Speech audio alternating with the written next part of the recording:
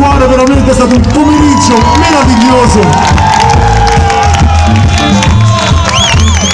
Alla faccia di Ryanair che ci ha fatto fare un'ora e mezzo di ritardo, ma noi siamo sempre abituati a vedere il bicchiere mezzo pieno e almeno non abbiamo avuto la beffa della musichetta all'arrivo che ci fa venire un nervoso allucinante.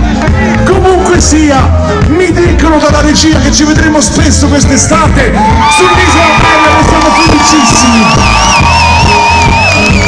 Tra l'altro abbiamo anche un debito d'onore e di amore con un Saramanna e non abbiamo ora di tornarci, mi sono emozionato, basta. Vi saluto tutti quanti, un bacio d'amore